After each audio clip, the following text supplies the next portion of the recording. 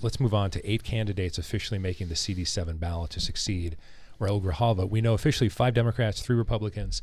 And Zach, that includes a couple of big names who we've addressed before, obviously Adelita Grijalva and Daniel Hernandez. Mm-hmm.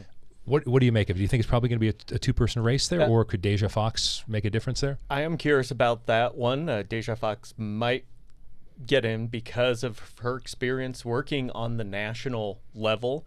But by the way, if Wikipedia is to be believed, happy birthday to her today. She just turned 25. Oh, so yeah. I was going to refer to her as 24-year-old Deja Fox. So thank you for that. Well, there you go. You got to get that updated. But then again, once again, relying on Wikipedia. But that's the one that I see, and then that seat, you kind of have a few of the routine sacrificial lambs on the Republican side, once again including Daniel Gutierrez, who was the first to jump in on this race. I want to get to that in a moment, but Natalie, you were with us in the week after Congressman Grijalva passed. So now that we know what the names are, does it feel like Adelita is the front runner by far, or no?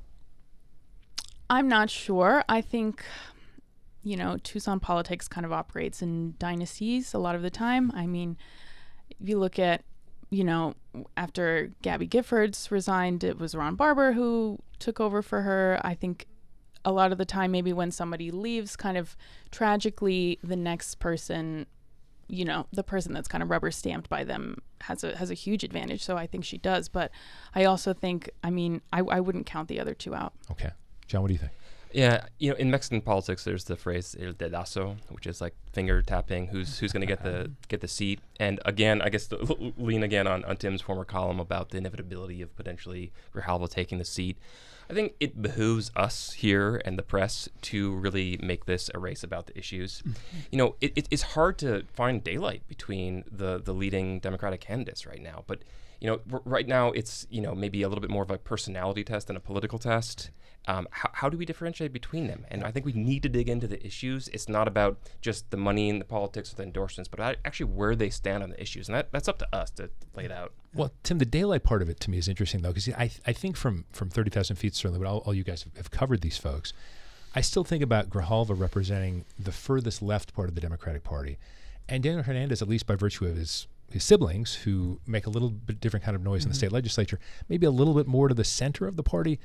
Is there daylight there potentially? Then? Oh, yeah, okay. for sure. What issues would come to mind for you? Yeah, I would say some of the, I would call him more of a Chamber of Commerce Democrat. Not totally, that's a little, but it's a little closer to where he is. And although I wouldn't put the Grijalvas on the farthest left either, I know the people on the furthest left would say they've compromised too much on some things.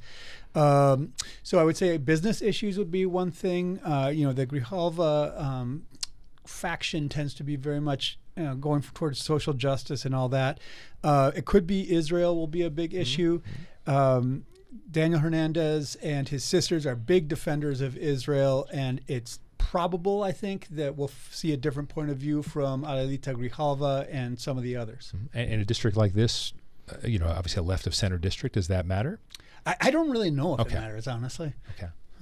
Zach, what are your thoughts on this going forward with this group? We mentioned Deja Fox, but the other 2, do you see daylight there or no?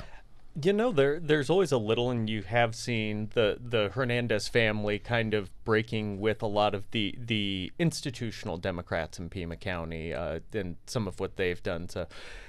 We saw them coming out against the sales tax in Tucson, and so maybe that's going to be a bit of what we'll see here, is kind of trying to be the anti-establishment part of the party. Yeah, ironically, the anti-establishment part of the party is the centrist part, whereas usually you would think of it as the leftist or the rightist part. Absolutely. So, Natalie, I think it was one of your colleagues at the Sentinel wrote about this could be a very expensive race. Not asking for specific numbers, but it feels that way, doesn't it? Yeah. I mean, this is going to be competition. People are really going to... John, what are your thoughts on that? Could be a lot of money. I mean, we have the numbers from Hernandez only so far, so we'll see. I mean, there's a machine, maybe a national machine behind Grijalva, as we've already seen. So, we'll find out very soon. Well, and one would think, Tim, once you get into that seat, you've got it for a while, so you would like to get it, and you spend as much as you can to get it the first time. Right? Oh yeah, for sure. To be a little cynical politically, but yeah. Totally, yeah. I mean, the first time is key, and then the second time you're golden. This is, Yeah. I think, the general understanding. After that, it's supposed to be smooth sailing. Yeah, I mean, you could really see in the past there was not a lot of fundraising on the part of Raul Grijalva often done, and I think those same campaign signs were used for at least 4 or 5 cycles. The mustache. Yeah. Right. And before we move off this, and Zach, thank you for mentioning Mr. Gutierrez. John, I'm going to toss this to you. The fact that we are seeing such a changing of the guard, obviously the district has not changed, but the fact we had someone who was an incumbent, very successful, beloved incumbent who has passed away, does that give Gutierrez any daylight in the general election if he were to win the primary on the Republican side? I think that would be a big surprise if he, even gained a few points from the last time he ran. I mean, we'll see, but I'm not expecting it. Tim? Yeah. No, I agree. It's a very long shot for a Republican in that district, no matter who the Democrat is.